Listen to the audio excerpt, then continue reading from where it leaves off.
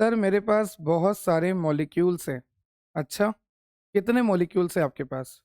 अरे सर मेरे पास तो एन नंबर ऑफ मॉलिक्यूल्स हैं। अरे फिर भी काउंटिंग तो होगी ना, थाउजेंड से लाखों में है, कितने मॉलिक्यूल है? अरे सर मेरे पास हजारों से लेकर लाखों में मॉलिक्यूल्स हैं। इतने सारे मॉलिक्यूल, लाओ इन्हें मुझे दे दो। अरे दे दूंगा लेक्चर के बाद, मुझे दे दो इन्हें। सर वो सब तो ठीक है, आपने इसको बेबी की तरह क्यों पकड़ा है? क्या करूं भाई, साइंस वाला हूँ। बेबी को घुमाने की उम्र में मॉलिक्यूल्स को घुमाना पड़ रहा है ना। चुपचाप इधर देखो, हजारों से लाखों मॉलिक्यूल लाया हूं आपके लिए। ठीक है, अब सारा काम आपका है। यहाँ पर मैंने बना दिए हजारों से लेकर लाखों मॉलिक्यूल।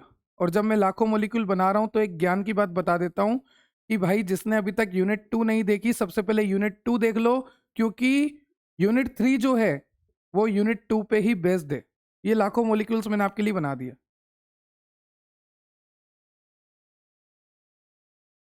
और आज के इस लेक्चर में यूनिट 3 को एक सिंगल लेक्चर में कवर करेंगे। ये लेक्चर जो है वन शॉट लेक्चर है। ठीक है सर, वन शॉट लेक्चर है, एक लेक्चर में पूरी यूनिट 3 को कवर करेंगे। और आपने बना दिए हैं हजारों से लेकर लाखों मॉलिक्यूल्स। सर एक बात बताओ, ये इतने सारे मॉलिक्यूल्स आपको मिले कहाँ से? ये मुझे मिले हैं नेचुरल सोर्सेस से। कहाँ से मिले हैं? नेचुरल सोर्सेस से। सर नेचुरल सोर्स मतलब कहाँ कहाँ से? एक तो मुझे मिले हैं प्लांट से, कुछ मुझे मिले हैं एनिमल से, और कुछ मुझे मिले हैं माइक्रोब से। कहाँ से मिले हैं? प्लांट से मिले हैं, एनिमल से मिले हैं, माइक्रोब से मिले हैं। मतलब मैं ये कह रहा हूँ कि जो मैं आपके लिए हजारों मॉलिक्यूल्स लाया हूँ, जो मैं आपके लिए लाखों मॉलिक्यूल्स लाया हूँ, ये मुझे मिले कहाँ से है? नेचुरल रिसोर्सेज से मिले हैं, नेचुरल सोर्सेज से मिले हैं। जैसे कि आपका प्लांट हो गया, एनिमल हो गया, और डिफरेंट टाइप ऑफ माइक्रोब्स हो गए। यहाँ से मुझे हजारों लाखों मॉलिक्यूल मिले हैं। अब मैं चाहता हूं कि इन हजारों लाखों मॉलिक्यूल में मैं ऐसा कैंडिडेट फाइंड करूं, एक ऐसा ड्रग फाइंड करूं, एक ऐसा ड्रग कैंडिडेट फाइंड करूं जो कि एंटी पायरेटिक एक्टिविटी रखता है। कौन सी एक्टिविटी रखता है? एंटी पायरेटिक एक्टिविटी रखता है। मतलब इतने मॉलिक्यूल्स में मुझे ऐसा मॉलिक्यूल ढूंढ के निकालना है जो मॉलिक्यूल एंटी पायरेटिक एक्टिविटी रखता है, मतलब कि जो बुखार को कम कर देता है। जो बुखार को कम करता है उसे क्या कहते हैं? Anti pyretic. तो यहां पर मुझे ऐसा मॉलिक्यूल देखना है जो कि एंटी पायरेटिक इफेक्ट देता हो। मान लीजिए मैंने बहुत रिसर्च करी, मैंने क्लिनिकल ट्रायल करे, प्री क्लिनिकल ट्रायल करे, नॉन क्लिनिकल ट्रायल करे, ट्रायल करा, एरर करा, बहुत सारी चीजें मैंने करी। और उसके बाद फाइनली हजारों मॉलिक्यूल्स को स्क्रीन आउट करने के बाद, मतलब स्क्रीन आउट मतलब एक तरह से छानने की बात, मतलब कि ये वाला मॉलिक्यूल नहीं, ये बेकार है, ये वाला मॉलिक्यूल नहीं, ये भी काम का नहीं है, ये वाला थोड़ा अच्छा है, अच्छा नहीं है, साइड इफेक्ट ज्यादा है। ऐसे करते करते करते करते हजारों स्क्रीनिंग के बाद मुझे एक मॉलिक्यूल मिला जिसका एक्शन है एंटी पायरेटिक। ऐसा मॉलिक्यूल मिला जिसका एक्शन है एंटी पायरेटिक। क्लियर हुआ? अब मान लीजिए यहां पर एक बंदा खड़ा है और इस बंदे को बीमारी है। जैसे मान लीजिए इसको बैक्टीरिया की वजह से, या फिर इसको वायरस की वजह से, या फिर इसको ऑटो इम्यून डिसऑर्डर की वजह से, है ना, या फिर इसको इन्फ्लामेशन की वजह से, किसी भी वजह से इसकी बॉडी में फीवर आ गया। किसी को ऑटो इम्यून डिसऑर्डर है, किसी को बैक्टीरिया का इन्फेक्शन है, किसी को वायरस का इन्फेक्शन है, किसी को इन्फ्लामेशन की वजह से बंदे को बुखार आ रहा है। क्या आ रहा है? बुखार आ रहा है। तो सबसे पहले हमें क्या करना चाहिए था? उस बुखार का पता लगाना चाहिए था कि ये बुखार एक्चुअल में आ क्यों रहा है। क्या ये किसी बैक्टीरिया की वजह से है? क्या ये किसी वायरस की वजह से है? क्या ये किसी फंगस की वजह से है? क्या ये किसी इन्फ्लामेशन की वजह से है? क्या ये किसी ऑटो इम्यून डिसऑर्डर की वजह से?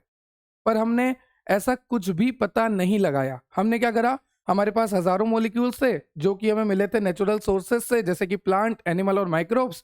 इन हजारों मॉलिक्यूल में से हमने स्क्रीनिंग करी। क्या करी? स्क्रीनिंग करी, और एक ऐसा मॉलिक्यूल निकाला जो हमें चाहिए था। जैसे लेट सपोज हमें चाहिए था एंटीपायरेटिक, वो मॉलिक्यूल हमने निकाल लिया। पर हमने बुखार की दवाई तो निकाल ली, पर हमने सामने वाले का पता नहीं करा कि सामने वाले को बुखार किस वजह से। या फिर हमने ये भी पता नहीं करा कि ये जो ड्रग हमने निकाली है, ये इस बंदे के अंदर जो भी रिसेप्टर है, इस बंदे के अंदर जो भी रिसेप्टर है, क्या ये ड्रग उससे जुड़ पाएगी या नहीं जुड़ पाएगी? क्योंकि हमें रिसेप्टर का भी नॉलेज नहीं है, हमें रिसेप्टर का भी नॉलेज नहीं है। तो ऐसी कंडीशन जहां पर हमने डिजीज की स्टडी नहीं करी, जहां पर हमें रिसेप्टर का बिल्कुल भी नॉलेज नहीं है, तो ऐसी कंडीशन में बहुत दिक्कत आने वाली है। देखो ध्यान से सुनना, क्या दिक्कत आने वाली है।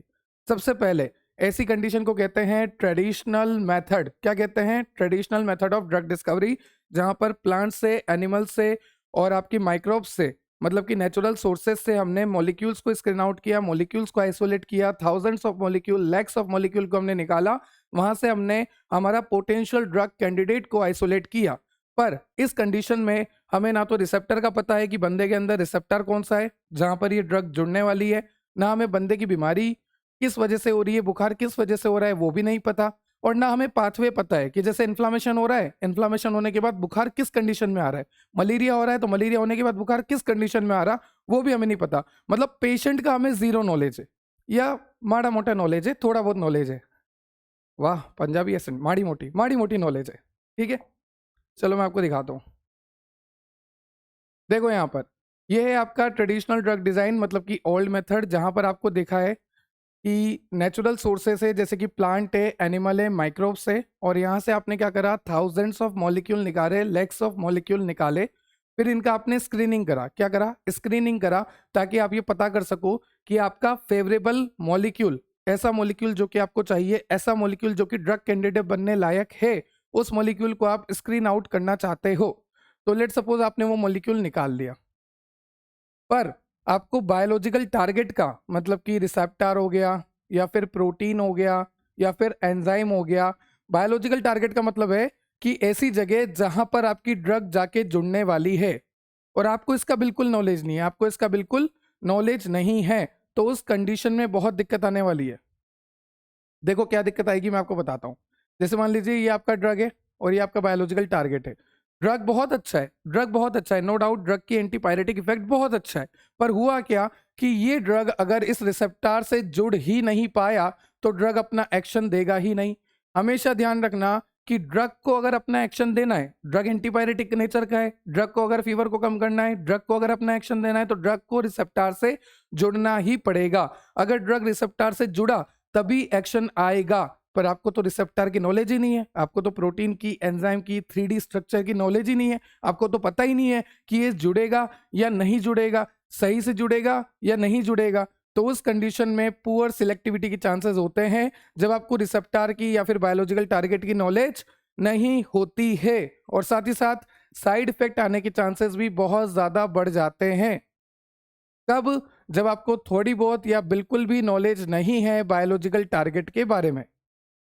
अब एक बात बताओ, यहाँ पर इतने सारे थाउजेंड्स ऑफ मॉलिक्यूल थे जिसको आप बार बार non clinical, pre clinical, non clinical, pre clinical ऐसे कर रहे हो, तो समय बर्बाद नहीं होगा क्या? बहुत समय बर्बाद होगा। पैसा बर्बाद नहीं होगा क्या? बहुत पैसा बर्बाद होगा। जानवरों को नुकसान नहीं पहुंचेगा क्या? बहुत नुकसान पहुंचेगा। तो very very time consuming process होता है ये। साथ ही साथ बहुत ज़्यादा एक्सपेंसिव होता है, बहुत ज़्यादा पैसा यहाँ पर खर्च होता है। तो ये पुराना मेथड था, ओल्ड मेथड था, ट्रेडिशनल ड्रग डिज़ाइन था, जहाँ पर हम नेचुरल रिसोर्सेज से हमारे मॉलिक्यूल्स को आइसोलेट कर लेते थे। Thousands of molecule, lakhs of molecule को हमने आइसोलेट किया, उसमें से हमने पोटेंशियल ड्रग कैंडिडेट को चुन लिया। पर यहाँ पर हमारी सबसे बड़ी गलती क्या होती थी? ना तो हमें बायोलॉजिकल टारगेट का पता होता था, ना उसकी स्ट्रक्चर का पता है, ना उसकी 3D स्ट्रक्चर का पता है, ना हमें ये पता है कि ये जो ड्रग है क्या ये सही से बाइंड हो पाएगी या नहीं हो पाएगी। दूसरा, इतने सारे मॉलिक्यूल्स को स्क्रीनिंग करने में बहुत सारा टाइम लगता था, बहुत सारा पैसा लगता था। इसलिए हमने क्या करा, हमने मॉडर्न मेथड यूज किया। देखो यहाँ पर हमने यूज किया रेशनल ड्रग डिजाइन, मतलब कि हम यहाँ पर ड्रग को डिजाइन करेंगे। क्या करेंगे? ड्रग को डिजाइन करेंगे। मान लीजिए यहाँ पर कोई रिसेप्टर है, दिस इज रिसेप्टर, और यहाँ पर मेरे पास बहुत सारी ड्रग है, यहाँ पर मेरे पास बहुत सारी ड्रग है। तो मैं क्या करूंगा, इसमें से कोई एक ड्रग लूंगा, उसको डिजाइन करूंगा कुछ इस तरह से कि वो रिसेप्टर से अच्छे से जुड़ जाए। मतलब कि मेरे पास यहाँ पर रिसेप्टर की पूरी नॉलेज होगी। एक ऐसी बात याद रखो, जैसे मान लीजिए आपके पास बहुत सारी चाबियां हैं, बहुत सारी चाबियां हैं, पर आपको ताले का नॉलेज नहीं है कि ताला कौन सा है, तो आप कोई से भी चाबी से ताला नहीं खोल सकते। नहीं खोल सकते ना, ताला अलग है, आपके पास बहुत सारी चाबी है, पर आप कोई भी रैंडम चाबी से ताला तो नहीं खोल सकते ना। उसके लिए उस ताले की शेप जैसी कि उसमें कौन सी चाबी लगती है, कौन सी चाबी उसमें घूम सकती है, कौन सी चाबी से वो ताला खुल सकता है, उस चाबी को उस तरह की शेप देनी पड़ती है। शेप देनी पड़ती है, वैसे ही यहाँ पर ड्रग को इस तरह की शेप देंगे कि वो बायोलॉजिकल टारगेट से जाकर बहुत अच्छे से जुड़ जाए। तो यहाँ पर जो रैशनल ड्रग डिजाइन होता है, यहाँ पर हम ड्रग को डिजाइन करते हैं on the basis of biological target. मतलब कि हमारी ड्रग को जुड़ना कहाँ पर है, प्रोटीन पे जुड़ना है, रिसेप्टर पे जुड़ना है, एंजाइम पे जुड़ना है। हमारी ड्रग को जुड़ना कहाँ पर है, उस बेसिस पे हम डिजाइन करते हैं ड्रग को। ठीक है। पुराने मेथड में क्या होता था, बार बार ट्रायल करते थे, बार बार एरर आता था। इस बार साइंटिस्ट ने क्या करा, साइंटिस्ट ने इस बार स्ट्रक्चरल इंफॉर्मेशन का यूज किया। मतलब कि जो भी बायोलॉजिकल टारगेट है उसकी पूरी स्ट्रक्चर आपको पता है ना, कि इसकी 3D स्ट्रक्चर कैसी होगी, यहाँ पर कितनी बाइंडिंग साइट है, ये सब आपको पता है। अगर आपको सब पता है कि बाइंडिंग साइट कितनी है, हमारा ड्रग कहाँ पर जाके बाइंड करेगा तो अच्छा एक्शन आएगा, हमारी ड्रग की प्रॉपर्टी क्या क्या होनी चाहिए, अगर आपको सारी बातें पहले से पता होगी तो आपका ड्रग बहुत आसानी से आपके रिसेप्टर पर जाके जुड़ेगा। और जितना अच्छा ड्रग रिसेप्टर से जुड़ेगा उतना ही अच्छा एक्शन आएगा। सीधी सी बात है। क्लियर हुआ? तो यहाँ पर ये जो ड्रग है ये रिसेप्टर के साथ जुड़ेगा और बहुत ही अच्छा एक्शन आता है। तो पुराने मेथड में क्या था, बार बार ट्रायल करना पड़ता था, बहुत सारे एरर आते थे। पर साइंटिस्ट ने अभी क्या करा, in case of rational drug design, यहाँ पर हमने स्ट्रक्चर की इन्फॉर्मेशन ले ली, मतलब कि बायोलॉजिकल टारगेट की इन्फॉर्मेशन ले ली कि हमारी ड्रग जिस बायोलॉजिकल टारगेट से जुड़ रही है उसका एटलीस्ट हमें स्ट्रक्चर तो बताओ। साथ ही साथ कंप्यूटेशनल टूल, जैसे कि इन सिलिको मेथड, मैंने आपको यूनिट 2 में पढ़ाया है। कंप्यूटेशनल टूल में क्या होता है, जैसे मान लीजिए ये कंप्यूटर है, ये कंप्यूटर है आपका। तो यहाँ पर हमारे पास बहुत सारे ड्रग्स है, बहुत सारे ड्रग्स है, और यहाँ पर हमारे पास रिसेप्टर भी बना हुआ है। तो हम क्या करेंगे, कंप्यूटर में ही देख लेंगे कि कौन सा ड्रग इस रिसेप्टर से जुड़ने लायक है या नहीं। मतलब यहाँ कंप्यूटर में चेक कर लिया जाता है। ठीक है, ताकि एक बहुत ही अच्छा हम ड्रग को डिजाइन कर सकें जो कि बहुत ही अच्छी तरह से फिट हो जाए रिसेप्टर पे और अच्छी तरह से अपना एक्शन दे। क्लियर? तो ये सारी चीजें हम कंप्यूटर में ही चेक कर लेंगे। जैसे ये मॉलिक्यूल आ रहा है, क्या ये रिसेप्टर के साथ जुड़ा, इसकी जुड़ने की कैपेबिलिटी है 20%, बेकार है हटा दो। इसके जुड़ने की कैपेबिलिटी है 40%, 80%, और अच्छा मिलेगा। ऐसे करते करते हमें चेकिंग करनी है कि कौन जुड़ पा रहा है। और जो मॉलिक्यूल सबसे ज्यादा परसेंटेज शो करता है, जो मॉलिक्यूल सबसे ज्यादा स्कोर शो करता है बाइंडिंग में, वही मॉलिक्यूल हमारा पोटेंशियल ड्रग कैंडिडेट होता है। क्लियर? तो ये रैशनल ड्रग डिजाइन है, जहां पर हमें रिसेप्टर का, जहां पर हमारे स्ट्रक्चर का, जहां पर हमें कंप्यूटर्स के सॉफ्टवेयर का यूज लेके हम हमारी ड्रग को डिजाइन करते हैं ताकि हमारी ड्रग रिसेप्टर से बहुत अच्छे से जुड़ सके। क्लियर? चलिए यहाँ तक क्लियर हो गया, तो आगे चलते हैं। हाँ भाई, ये भी हो गया ट्रेडिशनल। हाँ, अब ट्रेडिशनल में एग्जांपल आपको दे रखा है। ट्रेडिशनल में आपने क्या देखा, ओल्ड मेथड है ना। तो एक बार क्या हुआ, पेनिसिलिन की डिस्कवरी हुई थी। पेनिसिलिन की डिस्कवरी जो है एक्सीडेंटल डिस्कवरी है। मतलब कि हुआ क्या था, ये साइंटिस्ट है, इनका नाम है अलेक्जेंडर फ्लेमिंग। क्या नाम है इन भाई साहब का, अलेक्जेंडर फ्लेमिंग नाम है। और 1928 की बात है। कब की बात है, 1928 की बात है। तो ये साइंटिस्ट क्या कर रहे थे, एक कल्चर मीडिया ले रखा था इन्होंने, culture media, this is culture media. और इस कल्चर मीडिया में ये बैक्टीरिया ग्रो करा रहे थे। कौन सा बैक्टीरिया, स्टेफाइलोकोकस बैक्टीरिया। ध्यान से सुनते जाना। देखो वापस बोल देता हूँ, एक साइंटिस्ट है जिसका नाम है अलेक्जेंडर फ्लेमिंग। 1928 की बात है। इन्होंने लिया पेट्री डिश, इसको बोलते हैं पेट्री डिश, इस प्लेट को बोलते हैं पेट्री डिश। और इसके अंदर एक कल्चर मीडिया, कल्चर मीडिया ऐसा मीडिया होता है जो कि बैक्टीरिया के लिए फेवरेबल होता है। और यहाँ पर कौन से बैक्टीरिया ग्रो हो रहे हैं, स्टेफाइलोकोकस बैक्टीरिया। कौन से बैक्टीरिया ग्रो हो रहे हैं, स्टेफाइलोकोकस बैक्टीरिया। ठीक है सर, अच्छी बात है। साइंटिस्ट है, बैक्टीरिया को ग्रो करा रहा है, कल्चर मीडिया है, पेट्री डिश है, बढ़िया बात है। आपको क्या दिक्कत है? अरे मुझे कोई दिक्कत नहीं है। पता है क्या हुआ, बैक्टीरिया ग्रो भी कर रहे थे पर एकदम से बैक्टीरिया ग्रो करना बंद हो गए। क्यों सर, कल्चर मीडिया खत्म हो गया? नहीं नहीं, कल्चर मीडिया था। बैक्टीरिया आपस में लड़ लिए? नहीं, बैक्टीरिया आपस में लड़े भी नहीं, कल्चर मीडिया भी था, तो भी बैक्टीरिया की ग्रोथ रुक गई, बैक्टीरिया मरने लग गए। अरे सर ऐसा क्या हो गया यार, बैक्टीरिया क्यों मरने लग गए? हुआ क्या कि इन्वायरमेंट में एक फंगस थी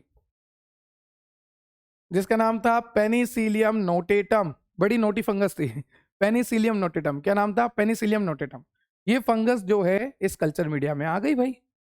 और जैसे ये फंगस इस कल्चर मीडिया में आई, फंगस जैसे ही कल्चर मीडिया में आई, कल्चर मीडिया में जो बैक्टीरिया थे वो मरने लग गए। अब साइंटिस्ट ने देखा यार किसकी वजह से हो रहा है ये, तो साइंटिस्ट को पता लगा ये तो फंगस की वजह से हो रहा है। साला ये फंगस आके मेरे बैक्टीरिया को किल कर रही है ना। साइंटिस्ट को पता लगा। फिर साइंटिस्ट ने और रिसर्च करी कि इस फंगस में ऐसा है क्या इस फंगस का नाम क्या है, तो पता लगा फंगस का नाम है पेनिसिलियम नोटेटम। और फंगस में ऐसा है क्या जो मेरे बैक्टीरिया को किल कर रहा है कल्चर मीडिया होने के बावजूद भी, तो फंगस में है पेनिसिलिन। क्या है भाइयों? पेनिसिलिन। और यही पेनिसिलिन बैक्टीरिया को किल करती है, मतलब कि पेनिसिलिन हो गई एंटीबायोटिक नेचर की। कैसे नेचर की हो गई? एंटीबायोटिक नेचर की। तो इस तरह से मामला सेट होता है। तो ये एक्सीडेंटल डिस्कवरी है, ठीक है, और ये आएगी आपके ओल्ड मेथड में। क्लियर? चलिए नेक्स्ट चलते हैं आगे। आपको क्या दे रखा है? Rational drug design. हाँ, वही आपको यहाँ पर बता रखा है कि इस बार साइंटिस्ट ने क्या करा, रेशनल वाले मेथड में साइंटिस्ट ने डिजीज मैकेनिज्म को स्टार्ट किया, मतलब कि स्टडी करना स्टार्ट किया। जो भी डिजीज हो रही है तो वो किस वजह से हो रही है, उसका मैकेनिज्म क्या है, किस तरह से वो डिजीज फैल रही है, उसको स्टडी करना स्टार्ट किया। साइंटिस्ट ने रिसेप्टार का नॉलेज लिया। किसका नॉलेज लिया? रिसेप्टार का नॉलेज लिया। रिसेप्टर बोल लीजिए या फिर आप बोल लीजिए बायोलॉजिकल टारगेट, क्योंकि बायोलॉजिकल टारगेट एक ओवरऑल वर्ड है जहां पर रिसेप्टर, एंजाइम, प्रोटीन सब कुछ आ जाता है। तो मतलब साइंटिस्ट ने रिसेप्टर का नॉलेज लिया, एंजाइम का नॉलेज लिया, प्रोटीन का नॉलेज लिया, और वी कैन से एक ऐसा बायोलॉजिकल टारगेट का नॉलेज लिया जहां पर ड्रग जाके जुड़ने वाली है। मैंने आपको पहले ही बताया 3D स्ट्रक्चर स्टडी कर लिया हमने, सारी बाइंडिंग साइट हमें पता है, तो हमें पता है कि किस तरह से जुड़ेगा। और साथ ही साथ साइंटिस्ट ने पता है क्या करा, स्टडी करी मैकेनिज्म की कि किस तरह से ये डिजीज फैल रही है, कहाँ पर प्रॉब्लम आ रही है। उस कंडीशन में हमने 3D स्ट्रक्चर की स्टडी करी। अब एक बात बताओ कि ये जो प्रोटीन की 3D स्ट्रक्चर है, ये जो एंजाइम की 3D स्ट्रक्चर है, ये जो आपके रिसेप्टर की 3D स्ट्रक्चर है, ये निकालेंगे कैसे? तो with the help of NMR, nuclear magnetic resonance, with the help of X ray crystallography. ठीक है, फिर हमने कंप्यूटेशनल मेथड यूज किया, जैसे इन सिलिको मेथड मैंने आपको बोला था, यूनिट 2 में बहुत ही डिटेल में पढ़ा भी था। हम यहाँ पर ये देखते हैं कि हमारी कौन सी ड्रग हमारे रिसेप्टर से जुड़ने के लिए बहुत अच्छी है। ठीक है, क्लियर? चलिए, फिर ड्रग जो है आपके एक्टिव साइट पे जाके जुड़ेगी। एक्टिव साइट का मतलब आपके रिसेप्टर पे जाके जुड़ेगी। जैसे मान लीजिए कंप्यूटर में हमने ये पता कर लिया कि यहाँ पर बहुत सारे मॉलिक्यूल थे, इनमें से कौन सा मॉलिक्यूल हमारे रिसेप्टर के साथ जुड़ने के लिए बहुत अच्छा है, तो हमें पता लगा ये वाला अच्छा है। तो हमने यहाँ पे बोला कि drug are design to fit exactly on active site. This is the active site, this is the active site जहां पर ड्रग बाइंड होगी। और ये किस तरह से मेथड होता है? लॉक एंड की सिस्टम होता है पूरा। क्लियर हुआ आपको रेशनल वाला?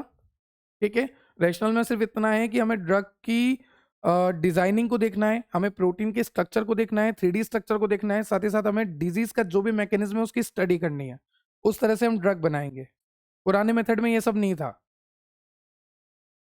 कंपैरिजन आपको दे रखा है, आप खुद देख सकते हैं। यहाँ पर क्या है कि यहाँ पर ट्रायल होता था, एरर आता था, रैंडम मेथड था, जैसे रैंडम में हमने पेनिसिलिन को निकाला। फिर यहाँ पर क्या है, टारगेट बेस्ड है कि कौन सा टारगेट है, बायोलॉजिकल टारगेट कैसा है, उस तरह से ड्रग को डिजाइन करते हैं।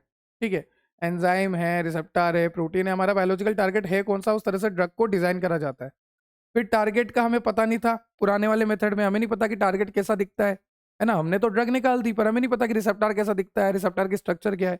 पर यहाँ पर हमें सब कुछ पता था।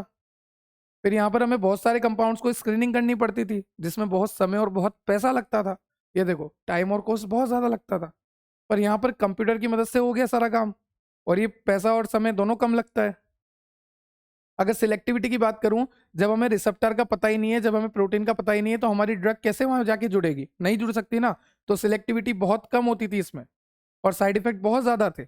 पर अगर बात करें रेशनल वाले की, जहां पर हमें टारगेट का पूरा पता है, तो वहां की सिलेक्टिविटी बहुत ज़्यादा होती है और साइड इफेक्ट बहुत कम होते हैं। एग्जाम्पल की बात करें तो ट्रेडिशनल में मैंने आपको पेनिसिलिन बताया, और एग्जाम्पल याद रख लीजिए मॉर्फिन होता है। और अगर मैं बात करूं रेशनल की, तो यहाँ पर HIV प्रोटीएज इनिबिटर, जो एक एंजाइम है HIV प्रोटीएज, इसका इनिबिटर है, वो हमने डिजाइन किया है। ठीक है, चलिए आगे चलते हैं। Now next is method followed in traditional drug design. एक बात और मैं आपको बता दूं, ट्रेडिशनल को हम बोलते हैं कन्वेंशनल, या फिर आप बोल लीजिए एम्पेरिकल अप्रोच। क्या बोलेंगे? कन्वेंशनल, या फिर आप बोल लीजिए empirical approach. It mainly depend on trial and error. मैंने आपको पहले ही बोला कि जो पुराना मेथड होता है वो ट्रायल और एरर पे डिपेंड होता है। रैंडम डिस्कवरीज वहां पर होती है, जैसे कि पेनिसिलिन की डिस्कवरी हुई। और स्क्रीनिंग करते हैं हम नेचुरल कंपाउंड का। हमने आपको बोला ना कि प्लांट से, एनिमल से और माइक्रोब से आप स्क्रीनिंग करते हो बहुत सारे कंपाउंड्स का। तो ये ट्रेडिशनल के बारे में लिखा हुआ है। उसके बाद आपको यहाँ पर बता रखा है कि अलग अलग ट्रेडिशनल तरीके, क्योंकि आपके सिलेबस में दे रखा है method followed in traditional drug design. Traditional drug design में कौन कौन सी मेथड फॉलो होती है, और ट्रेडिशनल का मतलब वो पुरानी मेथड जहां पर हमें टारगेट का बिल्कुल भी पता नहीं है, हमें प्रोटीन का, एंजाइम का, रिसेप्टर का, 3D स्ट्रक्चर का पता नहीं है, वो वाली कंडीशन में बात कर रहे हैं। तो सबसे पहले आपको दे रखा है नेचुरल प्रोडक्ट स्क्रीनिंग। क्या दे रखा है? Natural product screening. नाम से पता लग रहा कि यहाँ पर आप नेचुरल सोर्सेस से, जैसे कि प्लांट से, एनिमल से, माइक्रोब से ड्रग को आइसोलेट करते हैं। जैसे कि मॉर्फिन की अगर मैं बात करूं तो मॉर्फिन को आइसोलेट किया गया है ओपियम पोपी प्लांट से। उसके बाद पेनिसिलिन को आइसोलेट किया गया है पेनिसिलियम नाम की फंगस से, पेनिसिलियम नोटेटम से। ठीक है, पर दिक्कत क्या है कि आपको बहुत सारी टेस्टिंग करनी पड़ती है। मैंने आपको पहले ही बोला कि ये पुराना मेथड है, पुराना मेथड है तो बहुत सारे मॉलिक्यूल्स आपके पास होते हैं जिसमें आपको बहुत सारा समय और बहुत सारा पैसा लग जाता है उस मॉलिक्यूल को निकालने में जो कि आपके लिए सही में अच्छा है।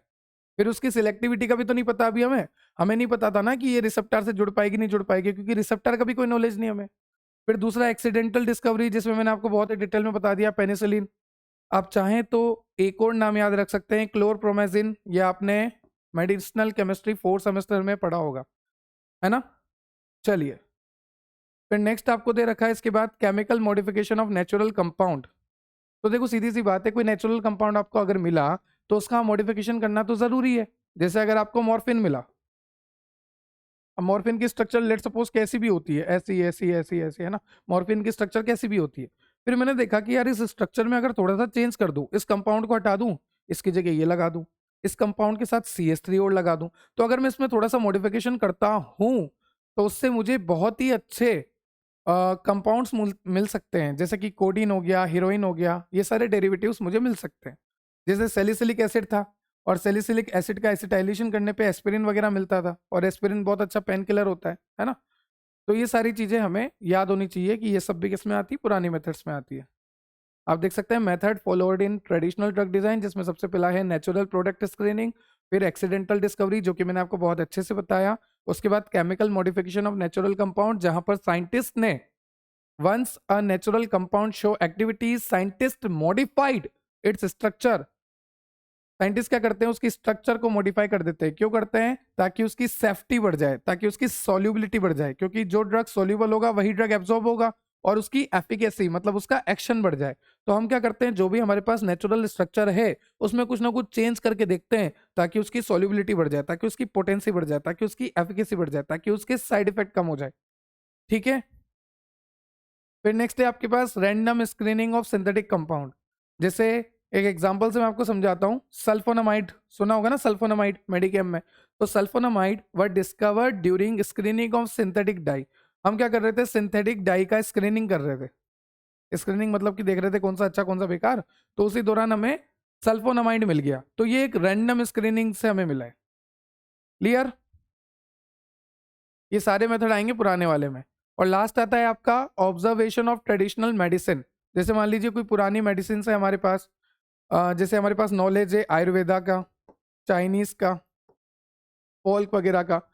तो traditional knowledge from Ayurveda, Chinese and folk medicine help scientist to discover new drug.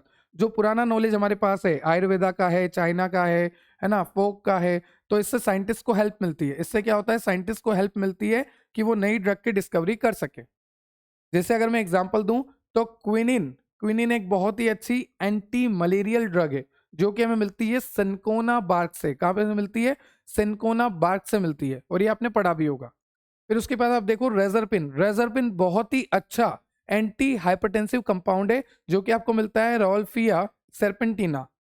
ठीक है, ऐसे मत कर देना सर्पेटिना, याद रखने के लिए बोला। चलो, तो ऑब्जर्वेशन ऑफ ट्रेडिशनल मेडिसिन मतलब कि पुरानी मेडिसिन, पुराने नॉलेज को देखकर हम नई मेडिसिन को डिस्कवर कर सकते हैं, आइसोलेट कर सकते हैं, मॉडिफिकेशन कर सकते हैं।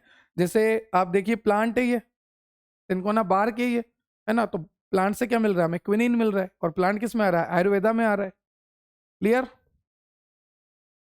फिर नेक्स्ट आपका HTS, ये हम यूनिट 2 में बहुत ही अच्छे से कवर कर चुके हैं, हाई थ्रूपुट स्क्रीनिंग। ये मैं आपको दिखा देता हूँ। यहाँ पर आपके पास बहुत सारे मॉलिक्यूल थे, तो वो मॉलिक्यूल किस तरह से जुड़ेगा, ये सारा हमने लास्ट लेक्चर में कवर किया था यूनिट 2 में। इसकी सारी स्टेप्स वगैरह, इसके एडवांटेज, लिमिटेशन, एप्लीकेशन, सब कुछ हम कवर कर चुके हैं। अब रेशनल ड्रग डिजाइन का आपको पता ही है कि rational drug design is the scientific process of designing a new drug based on the knowledge of biological target. मैं आपको शुरू से बोल रहा कि बायोलॉजिकल टारगेट के नॉलेज के बेसिस पे, बायोलॉजिकल टारगेट आपका एंजाइम हो सकता है, रिसेप्टर हो सकता है, न्यूक्लिक एसिड हो सकता है, ठीक है, या फिर कोई भी आपका प्रोटीन हो सकता है। 3D स्ट्रक्चर हमें पता होना चाहिए, सब कुछ वही है, थ्योरी लिखी हुई है बस।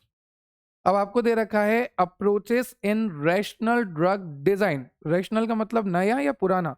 सर रैशनल का मतलब होता है नया तरीका, जहां पर हमें 3D स्ट्रक्चर का पता हो, जो भी हमारा बायोलॉजिकल टारगेट है, चाहे वो रिसेप्टर है, चाहे वो प्रोटीन है, चाहे वो एंजाइम है, चाहे वो आपका डीएनए है, आरएनए है, जो भी हमारा बायोलॉजिकल टारगेट है जहां पर हमारी ड्रग जाके जुड़ने वाली है, उसका हमें पूरा नॉलेज होना चाहिए। समझ में आ गया? और डिजीज कैसे स्प्रेड होती है, डिजीज का मैकेनिज्म क्या है, वो भी हमारे पास पूरी नॉलेज होनी चाहिए। तो यहाँ पर अगर मैं देखूं कि रेशनल ड्रग डिजाइन की कौन कौन सी अप्रोचेस होती है, तो यहाँ पर दो तरह की अप्रोच होती है। कितने तरह की अप्रोच होती है? दो तरह की अप्रोच होती है। एक होती है स्ट्रक्चर बेस्ड ड्रग डिजाइन, दूसरा होता है लिगेंड बेस्ड ड्रग डिजाइन। पहला क्या होता है? स्ट्रक्चर बेस्ड ड्रग डिजाइन, दूसरा होता है ligand based drug design.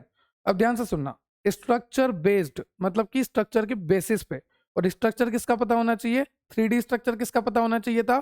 Biological target का। तो ये जो पहला मेथड है, ये हम तब यूज करेंगे जब हमें बायोलॉजिकल टारगेट का 3D स्ट्रक्चर पता है। जब हमें बायोलॉजिकल टारगेट का 3D स्ट्रक्चर नोन है, हमें पता है, तो उस कंडीशन में हमें यूज करना है स्ट्रक्चर बेस्ड ड्रग डिजाइन। पर ऐसी कंडीशन जहां पर हमें 3D स्ट्रक्चर का नहीं पता, फिर उस कंडीशन में हमें यूज करना है लीगेंड बेस्ड ड्रग डिजाइन, क्योंकि उस कंडीशन में हम लीगेंड के बेसिस पे ड्रग को डिजाइन करेंगे। लीगेंड लीगेंड वो मॉलिक्यूल होता है जो ड्रग की तरह प्रॉपर्टी रखता है, पर अभी वो पूरी तरह से ड्रग नहीं है, उसका हमें मॉडिफिकेशन करना पड़ेगा, उसमें हमें ऑप्टिमाइजेशन करना पड़ेगा, तब वो जाके अच्छे से जुड़ेगा। लीड कंपाउंड एक तरह का, ठीक है। चलिए, तो दोनों बातें क्लियर हो गई। स्ट्रक्चर बेस में क्या होना चाहिए कि आपको रिसेप्टर का या फिर जो भी आपका बायोलॉजिकल टारगेट है उसकी पूरी नॉलेज होनी चाहिए, पूरे 3D स्ट्रक्चर का पता होना चाहिए। पर लिगेंड बेस में क्या होता है? ये तब यूज करते हैं जब हमें रिसेप्टर का पूरा 3D स्ट्रक्चर नहीं पता, रिसेप्टर के बारे में ज्यादा इन्फॉर्मेशन नहीं है, बायोलॉजिकल टारगेट के बारे में ज्यादा इन्फॉर्मेशन नहीं है, तो उस कंडीशन में हम क्या यूज करते हैं? Ligand based drug design. अब देखो स्टेप्स क्या होंगे। अगर एक जनरल स्टेप देखूं, इन दोनों को तो हम डिटेल स्टडी करेंगे, पर अगर एक जनरल स्टेप देखूं रेशनल ड्रग डिजाइन का, तो क्या होना चाहिए? सबसे पहला, आइडेंटिफिकेशन ऑफ डिजीज टारगेट, कि मतलब डिजीज कर कौन रहा है? क्या किसी एंजाइम में खराबी आने की वजह से डिजीज हो रही है? क्या किसी रिसेप्टर का ओवर एक्टिवेशन की वजह से, या रिसेप्टर सही से काम नहीं कर पा रहा उस वजह से डिजीज हो रही है? क्या किसी प्रोटीन में खराबी आने की वजह से डिजीज हो रही है? पहले हमें पता करना है कि डिजीज हो किसकी वजह से रही है, और इसे कहते हैं टारगेट का आइडेंटिफिकेशन करना। क्या कहते हैं इसे? टारगेट का आइडेंटिफिकेशन करना, ठीक है, टारगेट का आइडेंटिफिकेशन करना। उसके बाद डिटर्मिनेशन ऑफ टारगेट स्ट्रक्चर। अब जैसे मान लीजिए मैंने पता लगा लिया कि ये वो एंजाइम है, इसी एंजाइम की वजह से डिजीज हो रही है, हाँ यही एंजाइम है। अब उस एंजाइम का 3D स्ट्रक्चर पता करना पड़ेगा। क्या पता करना पड़ेगा? 3D structure. तो सबसे पहले वो एंजाइम, वो प्रोटीन, वो रिसेप्टर पता करो जिसकी वजह से डिजीज हो रही है।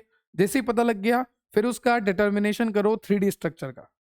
ठीक है सर, सबसे पहले हमने पता लगा लिया कि किस एंजाइम की वजह से डिजीज हो रही है, फिर हमने उसका 3D स्ट्रक्चर भी पता लगा लिया सर। चलिए वेरी गुड। फिर आपने क्या करना है, आपका जो भी ड्रग है ना, वो कंप्यूटर के बेसिस पे आपको चेक करना है कि इस तरह का अगर रिसेप्टर होगा तो ये ड्रग जुड़ेगी नहीं जुड़ेगी। तो कंप्यूटर का यूज लेना है, कंप्यूटर की हेल्प लेनी है, ऐड मतलब हेल्प लेनी है, ठीक है। फिर उसके बाद एक बहुत ही बढ़िया मॉलिक्यूल आपको निकालना है जो कि अच्छे से रिसेप्टर पे फिट होगा। फिर जो भी मॉलिक्यूल अच्छे से रिसेप्टर पे फिट होगा, वो हमारा लीड कंपाउंड था, उसका ऑप्टिमाइजेशन कर दो, मतलब कि उसको पूरी तरह से ड्रग बना दो, उसमें मॉडिफिकेशन कर दो। ईजी है, बहुत ईजी है। सबसे पहले वो एंजाइम का पता लगाया जो कि डिजीज के लिए रिस्पॉन्सिबल होता है। उसके बाद जैसे हमने उस एंजाइम का पता लगाया, उसकी हमने 3D स्ट्रक्चर पता लगाई, फिर हमने कंप्यूटर का यूज लिया और अलग अलग तरह की ड्रग उस पर बाइंड करा के देखी। जो तरह की ड्रग बहुत अच्छे से बाइंड हो गई, मतलब जिसका स्कोर बहुत ज्यादा अच्छा है, जिसकी डॉकिंग बहुत ज्यादा अच्छी है, उसको हमने लिया। फिर उसको हम बोलेंगे अभी भी लीड कंपाउंड, क्योंकि अभी भी वो पूरी तरह से ड्रग नहीं है। उसमें हमने मॉडिफिकेशन किया, उसका हमने ऑप्टिमाइजेशन किया, उसमें हमने कुछ फंक्शनल ग्रुप ऐड किए, रिमूव किए, लिपिंस्की 5 रूल को फॉलो किया। उस कंडीशन में जो हमारे पास फाइनली आया, वो एक ऐसा मॉलिक्यूल आया जिसका साइड इफेक्ट बहुत कम है और इसकी एक्टिविटी बहुत अच्छी है। क्लियर? सर ये लिपिंस्की 5 रूल क्या बोल गए आप, ज़्यादा नहीं बोल गए? और ये डोकिंग वोकिंग, अरे सब आएगा, अभी टेंशन मत लो। और वैसे भी ये दोनों चीज़ें आप पहले ही पढ़ चुके हो। डोकिंग तो आप बी फार्म पे पढ़े हो और लिपिंस्की अभी यूनिट 2 में पढ़े हो आप। एडवांटेज की बात करें, मोर सिलेक्टिव बनेगी ड्रग, स्पेसिफिक ड्रग बनेगी, साइड इफेक्ट कम आएंगे, पैसा बचेगा, समय बचेगा। ठीक है, एग्जाम्पल मैंने आपको पहले ही बता दिया, HIV प्रोटीएज इनहिबिटर रेशनल का। नाउ नेक्स्ट इज मेथड, वही आपको दोनों मेथड दे रखी है, एक स्ट्रक्चर के बेसिस पे, एक आपको दे रखी है लिगेंड के बेसिस पे। तो स्ट्रक्चर का आपको पता ही है कि 3D स्ट्रक्चर पता होना चाहिए, जो भी आपका टारगेट है, चाहे आपका प्रोटीन है चाहे आपका रिसेप्टर है, उसका 3D स्ट्रक्चर पता होना चाहिए। और 3D स्ट्रक्चर को पता करने के लिए एक्सरे क्रिस्टलोग्राफी, NMR ये आप करते हैं, है ना। अब देखो इसमें स्टेप्स क्या है, स्टेप्स किसके वाले देख रहे हैं हम देख रहे हैं method of rational drug design, जिसमें हमने देखे थे दो तरीके, एक था स्ट्रक्चर बेसिस पे, एक था लिगेंड बेसिस पे। स्ट्रक्चर में हमें स्ट्रक्चर पता होनी चाहिए थी, क्या पता होना चाहिए? स्ट्रक्चर पता होनी चाहिए। तो आप देखो सबसे पहले इसमें स्टेप्स दे रखे हैं। सबसे पहला आपको दे रखा है identify and validate the biological target. सबसे पहले बायोलॉजिकल टारगेट का पता करो, वही कहानी है कि कौन सा बायोलॉजिकल टारगेट रेस्पॉन्सिबल है बीमारी के लिए। जैसे एंजाइम है, प्रोटीन है, रिसेप्टर है, कौन सी बायोलॉजिकल टारगेट है जो कि रेस्पॉन्सिबल है। फिर उसका 3D स्ट्रक्चर ऑब्टेन करो, फिर उसकी बाइंडिंग साइट का पता लगाओ कि हाँ भाई ये बायोलॉजिकल टारगेट है, इसका 3D स्ट्रक्चर भी हमें पता लग गया और इसकी बाइंडिंग साइट ये है। बाइंडिंग साइट मतलब कि एक्टिव साइट जहां पर ड्रग जुड़ने वाली है। उसके बाद हमने यहाँ पर इन सिलिको मेथड मतलब कंप्यूटर का यूज करा और देखा कि कौन सी ड्रग बेहतर जुड़ सकती है। जो ड्रग बेहतर जुड़ेगी मतलब कि जिसका स्कोर अच्छा होगा, जिसकी डॉकिंग अच्छी होगी, मैंने आपको बोला ना कि जिसका स्कोर अच्छा होगा, जिसकी डॉकिंग अच्छी होगी, उस ड्रग को हम सिलेक्ट करेंगे और उसमें हम मॉडिफिकेशन करके, ऑप्टिमाइजेशन करके उसको फाइनल ड्रग कैंडिडेट बना देंगे। क्लियर? प्रोमिसिंग कैंडिडेट का मतलब होता है ऐसा मॉलिक्यूल जो कि रिसेप्टर से बहुत अच्छे से जुड़े। एक प्रॉमिस कर रहा है कि हाँ भाई मैं जाके जुड़ जाऊंगा, आपको टेंशन लेने की जरूरत नहीं है। It is a promising candidate, ठीक है, जिसको शायद हिट मॉलिक्यूल बोलते हैं। हिट मॉलिक्यूल यूनिट 2 में पढ़ा था हमने। एक ऐसा कैंडिडेट जो कि जाके रिसेप्टर से जुड़ेगा, एक प्रॉमिसिंग इफेक्ट देगा, एक प्रॉमिसिंग बाइंडिंग देगा, उसे कहेंगे हिट।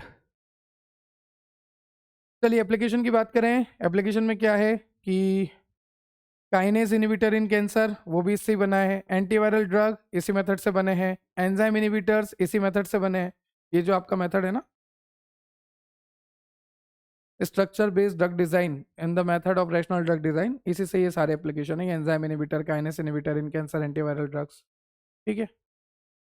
फिर नेक्स्ट है आपका लीजेंड, लीजेंड नहीं, लीगेंड बेस्ड ड्रग डिजाइन। और आपको नाम से पता लग रहा है लीगेंड के बेसिस पे, मतलब कि आपका जो भी ड्रग मॉलिक्यूल है उसके बेसिस पे ड्रग को डिजाइन करना है। यहाँ पर हमें स्ट्रक्चर का पता नहीं है, ज्यादा नॉलेज नहीं है हमें, ये जो बायोलॉजिकल टारगेट है, ये जो प्रोटीन है, एंजाइम है, रिसेप्टर है, इनका ज्यादा नॉलेज नहीं है। हमने लीगेंड के बेसिस पे ड्रग को डिजाइन करना है। तो देखो यहाँ पे लिखा भी है, ध्यान से सुनना, relies on the study of known ligand. जैसे मान लीजिए मेरे पास कोई नॉन लिगेंड था, नॉन मतलब कि मुझे पता है कि ये कैसे एक्टिविटी करेगा, एक नॉन है मेरे लिए। अच्छा आप हो, आपको तो मैं जानता हूँ, नॉन लिगेंड है। और वो जो नॉन है आपका, जिसको आप जानते हो, उसकी स्ट्रक्चर भी आप जानते होंगे, है ना, ऑब्वियसली उसकी स्ट्रक्चर भी आप जानते होंगे। तो सबसे पहले आपने क्या करा, नॉन लिगेंड लिया, ठीक है। उसके बाद आपने वैसा ही सिमिलर लिगेंड लिया और एज्यूम कर लिया कि इसकी सिमिलर एक्टिविटी होगी। ध्यान से सुनना यहाँ पर कैसे होता है। जैसे मान लीजिए मैंने कोई भी एक नॉन लिगेंड लिया और मुझे पता है कि इसका एक्शन है एंटीपायरेटिक। क्या एक्शन है? एंटीपायरेटिक, ठीक। फिर मेरे पास बहुत सारे मॉलिक्यूल थे, मेरे पास बहुत सारे मॉलिक्यूल्स थे, इतने सारे मॉलिक्यूल है। फिर मैंने देखा कि इन मॉलिक्यूल में से कौन सा ऐसा मॉलिक्यूल है जो सिमिलर इसकी स्ट्रक्चर रखता है, मतलब कि बेंजीन होगा, उस पर CH3 होगा, उस पर OH होगा, सेकंड पोजीशन पे ये होगा। इतने हजारों लाखों मॉलिक्यूल में से कोई तो ऐसा मॉलिक्यूल होगा जो बिल्कुल इसी की तरह स्ट्रक्चर रखता हो, है ना। तो अगर ये एंटीपायरेटिक हुआ करता था तो मैं ये बोलूंगा कि ये जो मॉलिक्यूल इसकी तरह है ये भी एंटीपायरेटिक है। तो इस तरह से पता होगा। सीधी सी बात है, कोई भी एक नॉन मॉलिक्यूल लो, नॉन लिगेंड लो, जिसकी स्ट्रक्चर आपको पता हो, जिसका एक्शन आपको पता हो। फिर इतने सारे मॉलिक्यूल्स है, उनमें से देख लो कि इसकी तरह कौन दिखता है, अरे ये तो बिल्कुल इसकी तरह दिखता है, मतलब ये भी एंटीपायरेटिक होना चाहिए। समझ में आया? चलिए, तो टेक्निक्स कौन कौन सी यूज करेंगे आप लिगेंड बेसिस में? तो यहाँ पर आप यूज करेंगे, सबसे पहला है QSAR, जो कि आप पढ़ चुके हैं, क्वांटिटेटिव स्ट्रक्चर एक्टिविटी रिलेशनशिप। यहाँ पर आप क्या करोगे, केमिकल स्ट्रक्चर जो भी होती है ना आपके ड्रग की, उसको आप रिलेट करोगे बायोलॉजिकल एक्टिविटी से। ऑब्वियसली जैसे मान लीजिए यहाँ पर मेरे पास कोई केमिकल स्ट्रक्चर है, इसमें CH3 है, इसमें OH है। अगर CH3 है तो ये लिपोफिलिक होगा, OH तो है तो ये पोलर होगा। तो उस तरह से हम केमिकल स्ट्रक्चर के बिहाफ पर बायोलॉजिकल एक्टिविटी को रिलेट करेंगे। यहाँ पर हम मैथमेटिकल मॉडल का यूज करेंगे। तो QSAR में हम केमिकल स्ट्रक्चर को रिलेट करते हैं बायोलॉजिकल एक्टिविटी से यूजिंग मैथमेटिकल मॉडल्स। क्लियर? उसके बाद आपको दे रखा है फार्माकोफोर मॉडलिंग। फार्माकोफोर का सीधा सा मतलब होता है इसेंशियल फीचर्स। जैसे मान लीजिए मैं यहाँ पे खड़ा हूँ, मेरे लिए इसेंशियल क्या है? मेरे हाथ में एक पेन हो, मेरे पास माइक हो, मेरे पास पैनल हो, मेरे पास नोट्स हो, मैं आपको पढ़ा सकूं।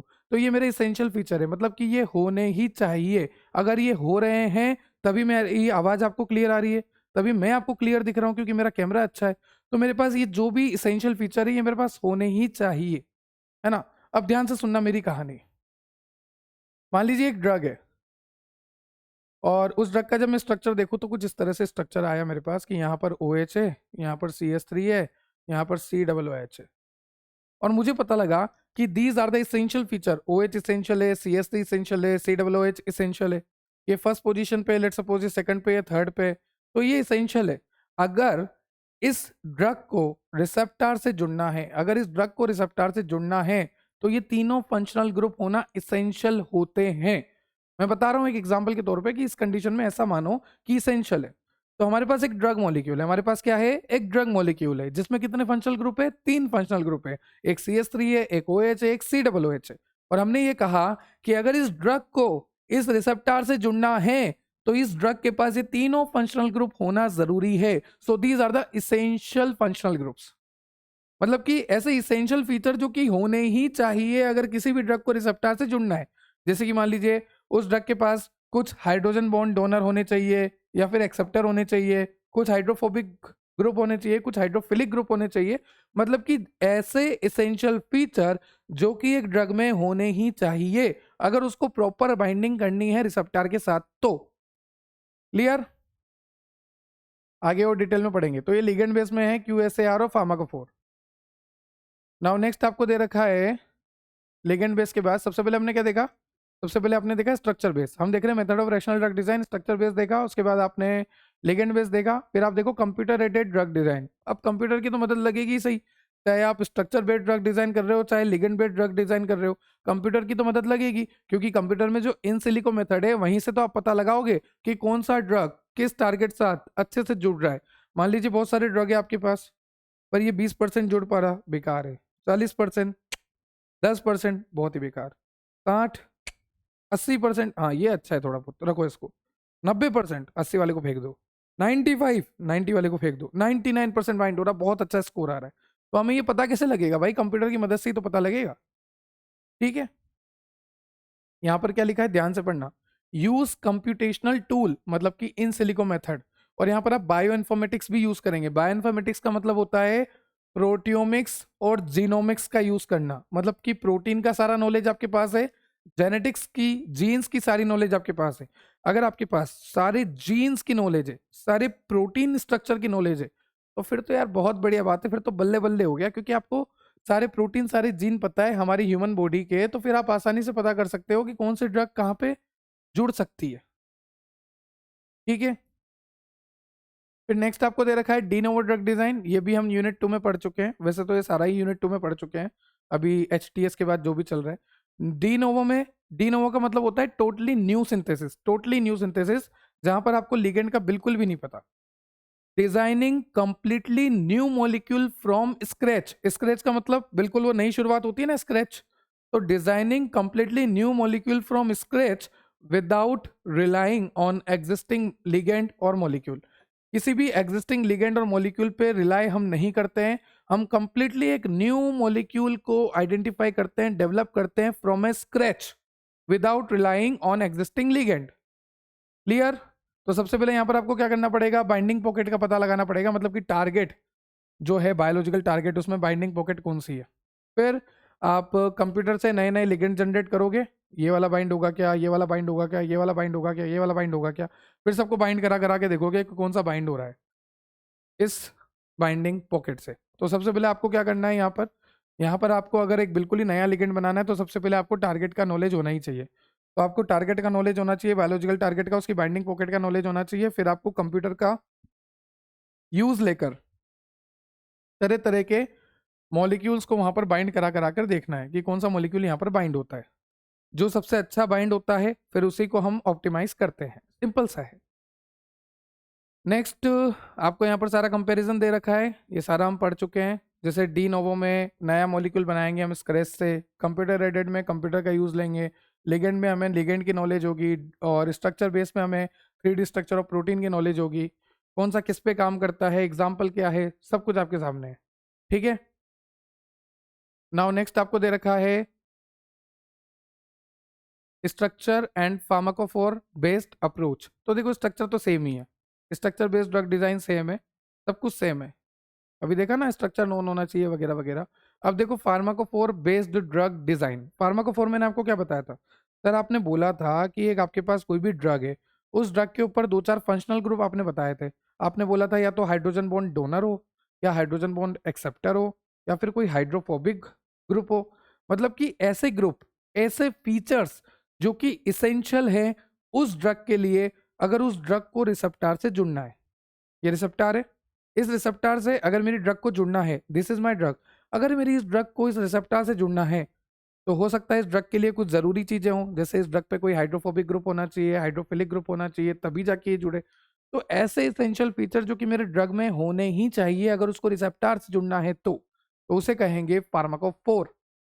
Focus on the key feature, जैसे कि ड्रग का शेप कैसा है, ड्रग का चार्ज कैसा है, ड्रग के ऊपर ग्रुप कैसे हैं, उनके ऊपर फोकस करना है कि जो भी आपकी ड्रग है उस ड्रग के ऊपर चार्ज कैसा है, उसकी शेप कैसी है, उस पर ग्रुप कौन सा अटैच है, उन पे फोकस करना होता है यहाँ पर। ठीक है, ताकि वो अच्छे से ड्रग हमारी टारगेट से जुड़ सके। क्लियर हुआ आपको? अब देखो इसको ध्यान से, यहाँ पर प्रोसेस में लिखा हुआ है analyse non active molecule ligand based approach. देखो लिगेंड बेस्ड अप्रोच क्यों लिखा है? क्योंकि यहाँ पर हमें रिसेप्टर का नॉलेज नहीं है, हमें ड्रग का है। लिगेंड बेस्ड अप्रोच है, ड्रग का नॉलेज है, क्योंकि ड्रग की ही हम शेप में, चार्ज में और ग्रुप में चेंज कर रहे हैं, चेक कर रहे हैं ताकि वो जुड़ सके रिसेप्टर से, है ना। तो यहाँ पर हमें सबसे पहले एनालाइज करना है एक नॉन मॉलिक्यूल को। जैसे मान लीजिए एक मेरे पास कोई मॉलिक्यूल था, ये मेरा नॉन है, इसको मैं जानता हूँ, है ना, इस मॉलिक्यूल को मैं जानता हूँ। फिर इस मॉलिक्यूल में कौन कौन से कॉमन फीचर चाहिए। जैसे मान लीजिए इस मॉलिक्यूल को जब मैंने खोल के देखा तो मुझे पता लगा कि यहाँ पर CH3 होना ही चाहिए, यहाँ पर OH होना ही चाहिए, ये 2 मॉलिक्यूल इसमें होने ही चाहिए, और यहाँ पर एक हाइड्रोफोबिक ग्रुप होना चाहिए, हाइड्रोफोबिक ग्रुप। ये 2-3 मॉलिक्यूल इसमें होने चाहिए अगर इसको टारगेट से जुड़ना है तो। ठीक है, फिर इसका फार्माकोफोर मॉडल बनाऊंगा। क्या बनाऊंगा? Pharmacophore model. अभी सब समझ में आ जाएगा आपको, वापस समझाता हूँ। देखो सबसे पहले हमने क्या करा, एक ऐसा मॉलिक्यूल लिया जिसका हमें सब कुछ पता है, जिसका हमें सब कुछ पता है, वो जुड़ता कैसे है, उसमें ग्रुप कैसा है, सब कुछ पता है। एक ऐसा मॉलिक्यूल हमने लिया, नॉन एक्टिव मॉलिक्यूल हमने लिया, और ये हम ड्रग के ऊपर काम कर रहे हैं इसलिए लिगेंड बेस लिखा है। फिर उस मॉलिक्यूल के हमने कॉमन फीचर निकाले कि हाँ भाई इसमें क्या क्या कॉमन आता है ना, जो कि बायोलॉजिकल टारगेट से जुड़ने में जरूरी है। फिर हमने एक फार्माकोफोर मॉडल बनाया कि हाँ भैया इस तरह का मॉडल होना ही चाहिए। जैसे ये मॉडल बन गया यहाँ पर कि यहाँ पर एक ग्रुप है, यहाँ पर एक ग्रुप है, यहाँ पर एक ग्रुप है, इस तरह का फार्माकोफोर मैंने मॉडल बनाया। फिर अब मेरे पास इतने सारे मॉलिक्यूल्स थे, उन मॉलिक्यूल्स में मैंने देखा कि इस तरह का फार्माकोफोर मॉडल किसका है, जिसका होगा उसको ले लूंगा, बात खत्म। अब वापस सुनो, जितनी बार सुनोगे उतना याद रहेगा। मेरे पास एक मॉलिक्यूल था, लेट सपोज इसकी एक्टिविटी एंटीपायरेटिक है। एंटीपायरेटिक इफेक्ट, कौन सा इफेक्ट है? एंटीपायरेटिक इफेक्ट, मतलब कि बुखार को कम करता है। तो जो भी आपका लिगेंड है, जैसे लेट सपोज ये लिगेंड है, सबसे पहले जो भी आपने लिगेंड लेना है वो पूरी तरह से नोन होना चाहिए। नोन का मतलब हमें पता होना चाहिए कि उस लिगेंड का स्ट्रक्चर कैसा है, उस लिगेंड में फंक्शनल ग्रुप कितने प्रेजेंट है, कौन कौन से फंक्शनल ग्रुप प्रेजेंट है, और उसकी पोजीशन क्या है। ये सारी बातें हमें पहले से पता होनी चाहिए। सबसे पहले हमें एक नॉन लिगेंड को लेना है। क्लियर हुआ आपको? फिर आपको इसकी स्ट्रक्चर देखनी है कि इसकी स्ट्रक्चर किस तरह से होती है।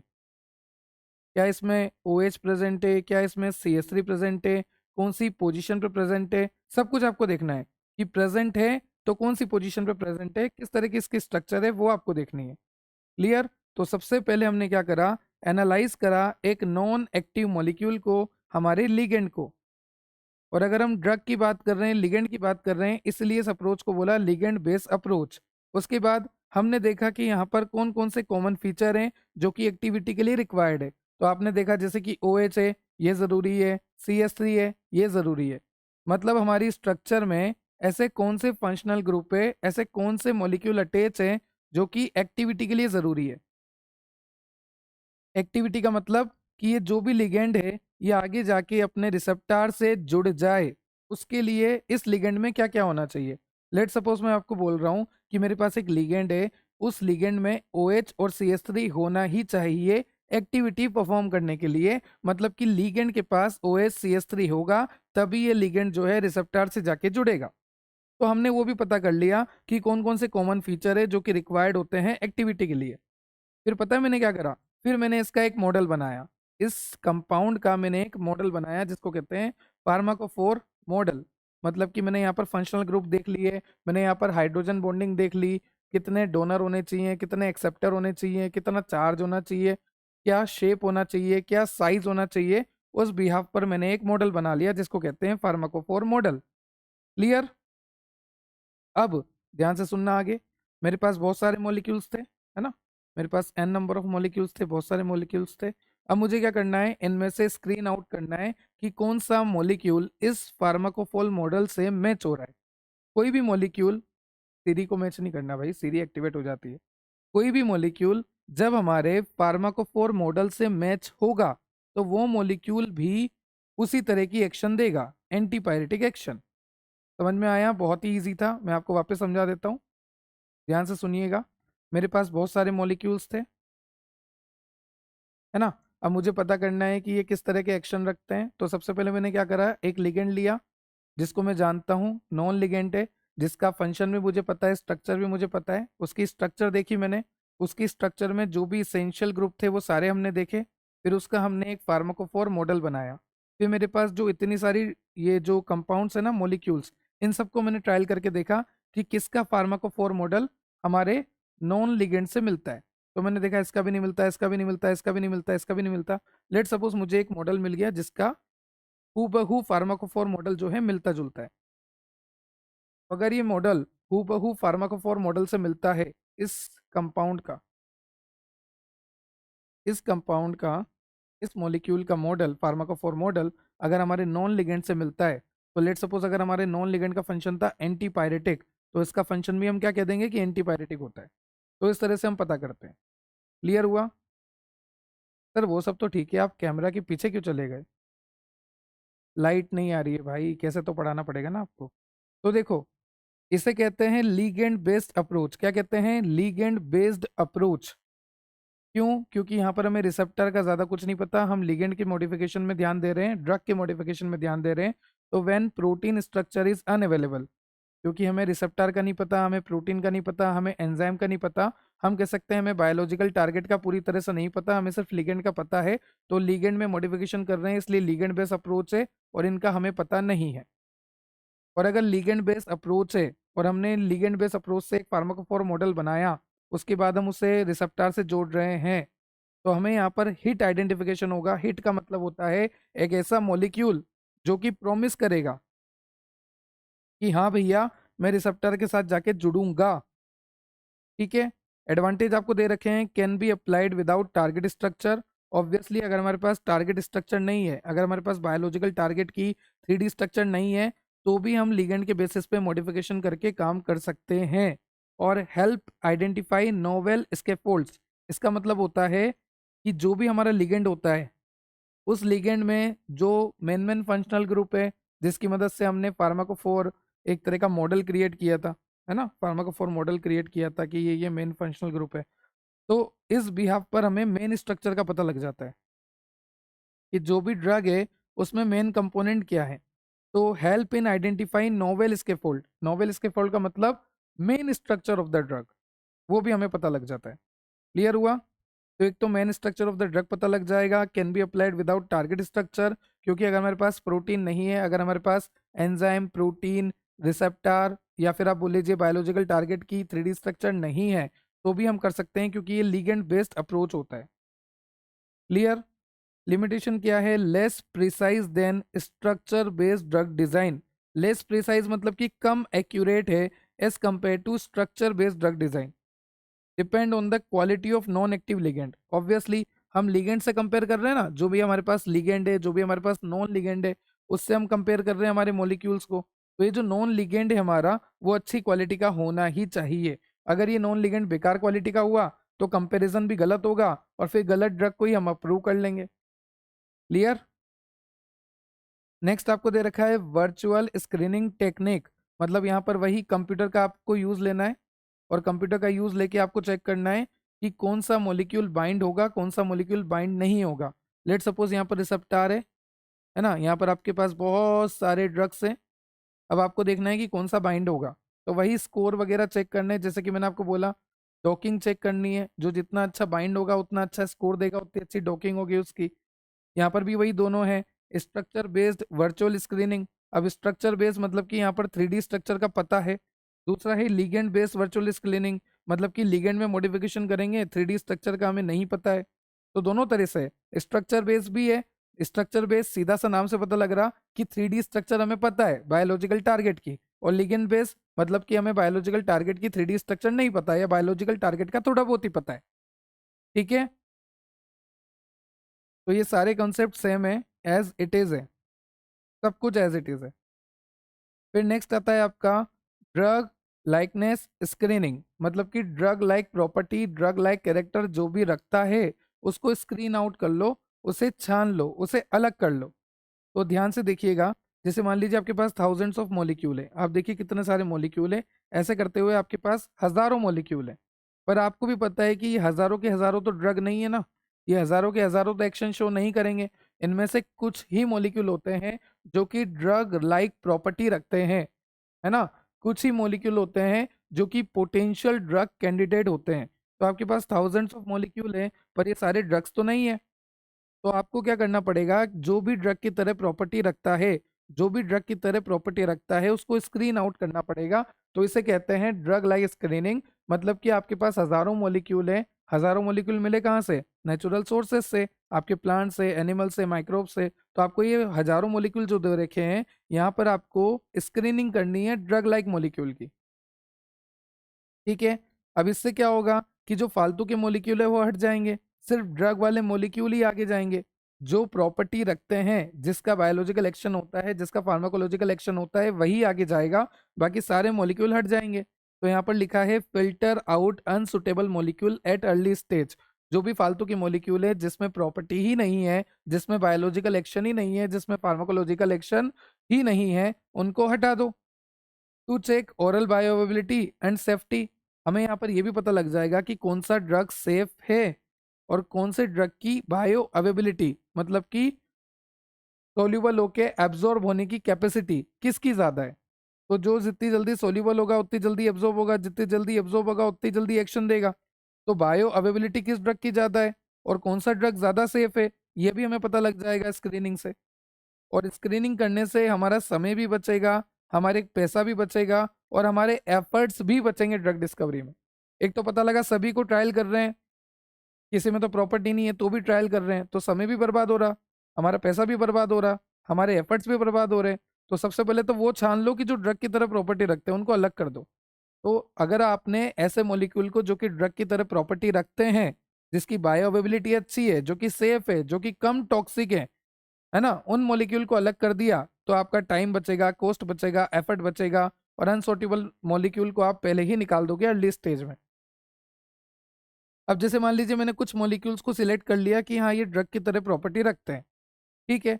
फिर मैं उसकी फिजिको केमिकल प्रॉपर्टी देखूंगा, मतलब कि उसकी बायो अवेबिलिटी, उसकी सोल्यूबिलिटी, उसका पीएच, उसका पीके, उसका पार्टीशन कॉफिशिएंट, उसकी लिपोफिलिसिटी, उसका पॉलरिटी, सारी चीजें मैं देखूंगा। जो भी फिजिको केमिकल प्रॉपर्टी होती है ड्रग की, मतलब कि फिजिकल और केमिकल जो भी प्रॉपर्टी होती है ड्रग की, पीएच, पीके, जो भी प्रॉपर्टी होती है ड्रग की, वो सारी चीजें मैं चेक करूंगा।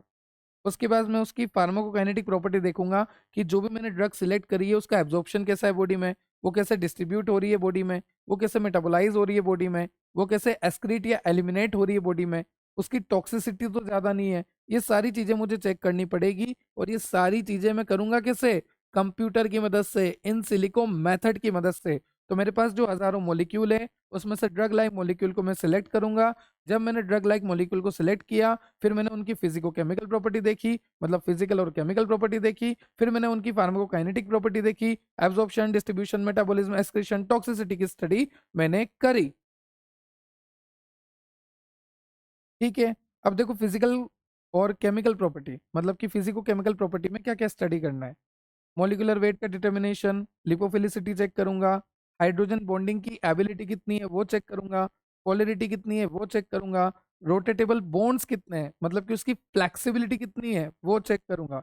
तो molecular weight, lipophilicity, hydrogen bond ability, polarity, flexibility, ये सारी फिजिको केमिकल प्रॉपर्टी चेक होती है जब भी एक ड्रग के ऊपर हम काम करते हैं। और वहीं अगर फार्माकोकाइनेटिक प्रॉपर्टी की बात करूं, absorption, distribution, metabolism, excretion, toxicity, ये सारी चीजें चेक होगी। अब देखो रूल्स एंड गाइडलाइन क्या है, जैसे लिपिंस्की 5 रूल को वो फॉलो करना चाहिए, क्योंकि जो भी ओरल ड्रग होती है उसका मोलिकुलर वेट 500 डेल्टन से कम होना चाहिए, उसका लॉग पी वैल्यू 5 से कम होना चाहिए, उसमें हाइड्रोजन बॉन्ड डोनर 5 या 5 से कम होने चाहिए, हाइड्रोजन बॉन्ड एक्सेप्टर 10 या 10 से कम होने चाहिए। ये सारी प्रॉपर्टीज होनी ही चाहिए। I repeat, a good oral drug usually has molecular weight less than 500 dalton, log p less than 5, hydrogen bond donor less than 5 or equal to 5, hydrogen bond acceptor less than 10 or equal to 10। ठीक है। फिर है Weber's rule कि जो rotatable bond है वो less than 10 होने चाहिए या 10 भी चलेंगे। और जो आपका पीएसए है, पीएसए का मतलब आपकी पोलरिटी, तो वो आपको दे रखी है लेस देन और इक्वल टू 140 एंगस्ट्रॉम। ठीक है। फिर अदर रूल्स दे रखे हैं कि जो भी आपका ड्रग है उसकी सॉल्युबिलिटी अच्छी हो, उसका टॉक्सिक नेचर कम हो, उसमें रिएक्टिव ग्रुप अच्छे हो, उसकी लिपोफिलिसिटी अच्छी हो, उसका एब्जॉर्प्शन अच्छा हो, वही सब। अब ये सब आप करोगे कैसे, ये पैरामीटर्स सारे चेक कैसे करोगे, स्क्रीनिंग करोगे कैसे, इन सिलिको मेथड से, जो कि आप यूनिट 2 में पढ़ चुके हो। ठीक है। इसके एप्लीकेशन क्या है, सबसे पहले लीड का आइडेंटिफिकेशन आप कर सकते हैं, उसका ऑप्टिमाइजेशन कर सकते हैं। यहाँ से आप ड्रग का पता लगा सकते हैं ना कि कौन सी ड्रग अच्छी है, और फिर जब पता लगाओगे तो उसका ऑप्टिमाइजेशन कर सकते हो ना। आपके पास हजारों मॉलिक्यूल्स थे, हजारों मॉलिक्यूल्स थे, आपने कंप्यूटर से वो मॉलिक्यूल सेलेक्ट कर लिए जो ड्रग लाइक प्रॉपर्टी रखते हैं, मतलब कि आपके लीड मॉलिक्यूल का पता लग गया, फिर उसका ऑप्टिमाइजेशन आपने कर दिया। HTS हाई थ्रूपुट स्क्रीनिंग में काम आएगा। और कई बार क्या होता है कि मान लीजिए कोई बेकार सी ड्रग आगे बढ़ जाती है, प्री क्लिनिकल के बाद क्लिनिकल में चली जाती है, फिर बहुत सारा पैसा लग जाता है, फिर पता लगता है ड्रग रिजेक्ट हो गई। तो इन सब से बचने के लिए ये जो क्लिनिकल ट्रायल फेलियर्स होते हैं ना, लेट स्टेज के क्लिनिकल ट्रायल फेलियर हो गए, इन सब से बचने के लिए भी बेस्ट तरीका है। और ये जो आपका कंप्यूटर बेस्ड मेथड है ना, इसमें पैसा भी ज़्यादा नहीं लगता, समय भी ज़्यादा नहीं लगता, क्योंकि कंप्यूटर है बहुत फास्ट काम करता है, तो समय भी बचाता है और पैसा भी बचाता है। और सक्सेस रेट भी ज़्यादा है इसकी, क्योंकि इंसान से फिर भी गलती हो जाती है एक बार।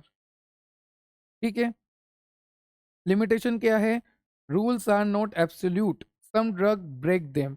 देखो ये जो रूल्स मैंने आपको बताए, इलिपिंस की, ये आपका वर्बस, अदर रूल्स जो मैंने आपको बताए, ये हर किसी ड्रग के लिए एप्लीकेबल नहीं होंगे, ये जनरली सभी के लिए हैं, पर कोई ना कोई तो एक्सेप्शन होता ही है। कैन नॉट प्रिडिक्ट रेयर और लॉन्ग टर्म साइड इफेक्ट।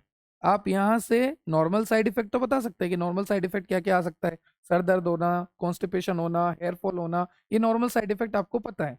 पर कोई बहुत ही रेयर साइड इफेक्ट हुआ तो, या बहुत ही लंबे टाइम तक दवाई लेने के बाद कोई साइड इफेक्ट आ गया तो, वो आप नहीं बता सकते। Does not guarantee success, only increase probability. देखो मैं यहाँ पर आपको बता दूंगा कि ये ड्रग मॉलिक्यूल बनने लायक है, आप इसमें ऑप्टिमाइजेशन कर लो, पर मैं सक्सेस की गारंटी नहीं ले सकता, क्योंकि ये सब कंप्यूटर पे हो रहा है। इंसान की बॉडी में जाके क्या पता मैकेनिज्म चेंज हो जाए, क्या पता कोई एंजाइम आके अटैक कर दे, क्या पता किसी एंजाइम की वजह से वो जुड़ ही नहीं पाए, कोई एंजाइम आके उसे तोड़ दे। तो सक्सेस रेट की मैं गारंटी नहीं लेता, बट हाँ चांसेस हाई होंगे, इसकी मैं प्रोबेबिलिटी, ये है मेरी तरफ से प्रोबेबिलिटी है कि हाई प्रोबेबिलिटी है। ठीक है। कंसेप्ट ऑफ फार्माकोफोर मैपिंग, देखो वही बात है, 3D arrangement of structure, 3D arrangement of essential chemical feature required on a molecule to interact with biological target। हमारा जो भी ड्रग है उसके पास ऐसे कौन कौन से मॉलिक्यूल होने चाहिए, ऐसे कौन कौन से इसेंशियल मॉलिक्यूल है जो कि होने चाहिए, ताकि वो आपके रिसेप्टार से या फिर आप बोल लीजिए बायोलॉजिकल टारगेट से जाकर जुड़ सके। तो मैंने आपको यहाँ पे बोला कि हमारा जो 3D अरेंजमेंट है हमारे लिगेंड का, या फिर आप बोल लीजिए हमारे ड्रग का, उसमें ऐसे कौन से फंक्शनल ग्रुप हैं जो कि बहुत ही ज़्यादा इसेंशियल है, जो कि होने ही चाहिए, ऐसे कौन से इसेंशियल केमिकल फीचर है जो कि होने ही चाहिए अगर हमारी ड्रग को रिसेप्टर से जुड़ना है तो। So 3D arrangement of essential chemical feature required for a molecule to interact with a specific biological target and produce a desirable biological effect. ठीक है, जैसे मान लीजिए हो सकता है हाइड्रोजन बॉन्ड की जरूरत हो, हाइड्रोजन बॉन्ड डोनर होने चाहिए, हाइड्रोजन बॉन्ड एक्सेप्टर होना चाहिए। जैसे ये स्ट्रक्चर है, अब इस स्ट्रक्चर में मान लीजिए हाइड्रोजन बॉन्ड डोनर होगा तब ये जुड़ेगा, हाइड्रोजन बॉन्ड एक्सेप्टर होगा तब ये रिसेप्टर से जुड़ेगा। तो अलग अलग चीजें हैं, कभी हाइड्रोजन बॉन्ड डोनर चाहिए, कभी एक्सेप्टर चाहिए, कभी हाइड्रोफोबिक सेंटर चाहिए, कभी एरोमेटिक रिंग चाहिए, कभी पॉजिटिव या नेगेटिव आयनाइजेबल ग्रुप चाहिए। तो अलग अलग तरह की चीजें रिक्वायर्ड होती है अगर आपकी ड्रग को जाकर रिसेप्टर से बहुत अच्छे से जुड़ना है तो फार्माकोफोर का मतलब आप यही समझिए, फार्माकोफोर का सीधा सा मतलब है कि जो भी आपका स्ट्रक्चर है ना, उस स्ट्रक्चर में जो भी केमिकल फीचर्स हैं, जैसे मान लीजिए हाइड्रोजन बॉन्ड डोनर कितने हैं, हाइड्रोजन बॉन्ड एक्सेप्टर कितने हैं, एरोमेटिक रिंग कितनी है, हाइड्रोफोबिक सेंटर कितने हैं, पॉजिटिव या नेगेटिव आयनाइजेबल ग्रुप कितने हैं, ये सारी चीजें जरूरत है। क्यों जरूरत है? ताकि बायोलॉजिकल टारगेट से हमारा लिगेंड जुड़ जाए। ठीक है, तो फार्माकोफोर मैपिंग का सीधा सा मतलब है it is a process of identify. Identify का मतलब कि जैसे हमारी स्ट्रक्चर है, तो यहाँ पर OH है, यहाँ पर CH3 है, तो सबसे पहले तो हम इनको आइडेंटिफाई करें कि कौन कौन कहाँ पर है, फिर इनकी अलाइनमेंट देखें कि किस तरह से अलाइन है, अरेंज है, फिर इनको अच्छे से विजुअलाइज करें। तो फार्माकोफोर क्या है? Pharmacophore mapping is the process of identifying, aligning and visualising the essential chemical feature of active compound. हमारा ये जो एक्टिव कंपाउंड है ना, इसके इसेंशियल केमिकल फीचर को हम आइडेंटिफाई करें, विजुअलाइज करें, है ना, अलाइन करें, उसे कहते हैं pharmacophore. So pharmacophore mapping is the process of identify करना, अलाइनिंग करनी, विजुअलाइजिंग करना इसेंशियल केमिकल फीचर जो कि हमारे एक्टिव कंपाउंड पे प्रेजेंट है। और एक और बात, हम ये सारा काम किस में कर रहे हैं? लीगेंड में कर रहे हैं। किस में कर रहे हैं? लीगेंड में। मतलब कि हमारे पास 3D structure of protein is unknown.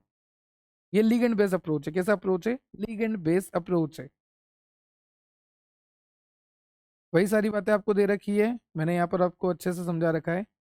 Collection of set of molecule that are active against same target. हमने क्या करा? सबसे पहले हमने ऐसे मॉलिक्यूल लिए, ऐसे मॉलिक्यूल लिए, ऐसे मॉलिक्यूल लिए जो कि एक ही टारगेट पे जाके एक्शन करते हैं। जैसे मान लीजिए यहाँ पर कोई एड्रीनर्जिक रिसेप्टर है, एड्रीनर्जिक रिसेप्टर, तो इसी एड्रीनर्जिक रिसेप्टर के ऊपर आकर ये सारी ड्रग बाइंड होती है। तो हमने सारी ऐसी ड्रग ली जो एक ही जगह एक ही तरह से काम करती है। तो collection of set of molecule that are active against same target, जो कि सेम टारगेट पे एक्ट करे, ऐसे हमने ड्रग्स ले ली। ठीक है, अब इतनी सारी हमने ड्रग ली है, इतनी सारी हमने ड्रग ली है जो कि एक ही टारगेट पे जाके एक्शन शो करती है। क्लियर? अब इतनी सारी ड्रग लेने के बाद हमें इसका कॉमन फीचर देखना है। क्या देखना है? Common feature. और अगर आपको इन ड्रग्स का कॉमन फीचर देखना है तो आपको देखनी पड़ेगी इनकी 3D स्ट्रक्चर। क्या देखनी पड़ेगी? इनकी 3D स्ट्रक्चर। तो आइडेंटिफिकेशन करना है आपको कॉमन फीचर्स का। ये जितने भी आपके सेट ऑफ मॉलिक्यूल हैं, इनके कॉमन फीचर्स आपको देखने हैं, और अगर इनके कॉमन फीचर्स आपको देखने हैं तो आपको 3D स्ट्रक्चर की जरूरत पड़ेगी। ठीक है, 3D स्ट्रक्चर में आपको पता लग जाएगा कि ये जो स्ट्रक्चर्स हैं, इसमें क्या OH है, क्या CH3 है, कहाँ पर COOH है, ये आपको सब पता लग जाएगा। ठीक है, और आपको ये भी दिखेगा कि यार इसमें भी सेम है, इसमें भी सेम है, इसमें भी सेम है, इसमें भी सेम है, इसमें भी सेम है।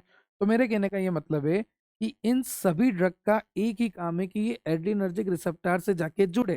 तो मैंने इन सभी ड्रग का कॉमन फीचर देखना चाहा, तो जब मैं इन सभी ड्रग का, जिसका एक ही रिसेप्टर टारगेट है, उन सभी ड्रग का जब मैं कॉमन फीचर देखना चाहूंगा तो वो मैं 3D स्ट्रक्चर में देख पाऊंगा। तो जब मैंने इनका 3D स्ट्रक्चर बनाया तो सारी एक ही तरह की स्ट्रक्चर बन गई। सब में फंक्शनल ग्रुप सिमिलर है, सब में पोजीशन सिमिलर है।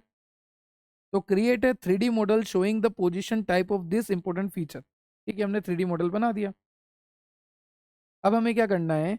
अब हम, हमारे पास जो ड्रग्स हैं जिसका हमें पता लगाना है कि कौन सी ड्रग लायक है, जो भी हमारे पास स्क्रीनिंग कंपाउंड है, उसमें से हर मॉलिक्यूल को देखेंगे कि किसका स्ट्रक्चर इससे मिल रहा है, इससे हमारे कौन से मॉलिक्यूल का स्ट्रक्चर मिल रहा है। बार बार उठा उठा के देखा, क्या इसका मिल रहा है, क्या इसका मिल रहा है, क्या इसका मिल रहा है, चेक करते जाएंगे, चेक करते जाएंगे।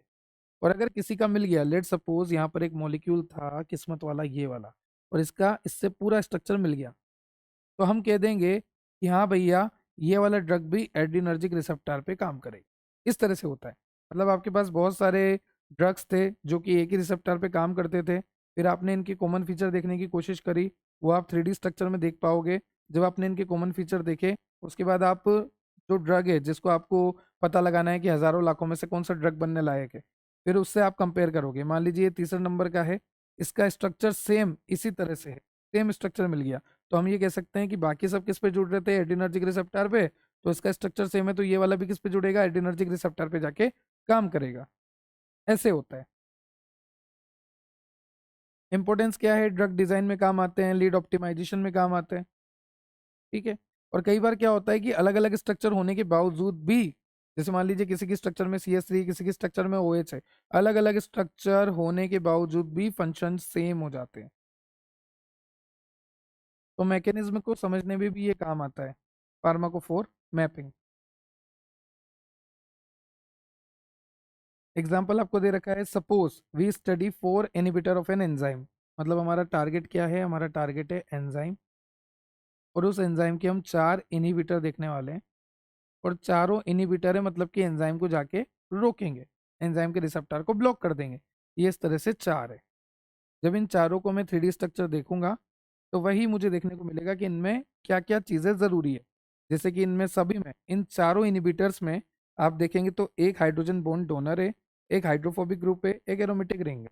तो इन चारों इनहिबिटर में हमें ये 3 चीज़ें कॉमन मिली जो कि बहुत ज़रूरी है। और फिर इसकी अरेंजमेंट को ही हमने कहा फार्माकोफोर मैप। और अगर कोई मॉलिक्यूल इसकी अरेंजमेंट की तरह मिलता है, तो हम कह देंगे कि वो भी एंजाइम का इनहिबिटर है। ठीक है। उसके बाद फार्माकोफोर बेस्ड स्क्रीनिंग, तो मतलब स्ट्रक्चर के बेसिस पे हम स्क्रीनिंग करेंगे। वही वाली बात है, जैसे मान लीजिए मेरे पास एक स्ट्रक्चर है जिसमें यहाँ पर OH है, यहाँ पर CS3 है, यहाँ पर COOH है ना, ये फार्माकोफोर मैप है इसका। तो अगर किसी मॉलिक्यूल में सेम हुआ, तो वो भी सेम एक्शन देगा। वही स्क्रीनिंग, वही बात हो गई। Use to find new drug molecule that match a known pharmacophore model. The goal is to identify compound that fit the pharmacophore feature and may act as a potential drug candidate. सीधी सी बात है, मेरे पास कोई भी एक ligand था, मैंने उस ligand की स्ट्रक्चर बना ली, और अब मेरे पास जो भी ड्रग है उसको मैं उठा उठा के इससे कंपेयर करूंगा। ठीक है, सब कुछ सेम है।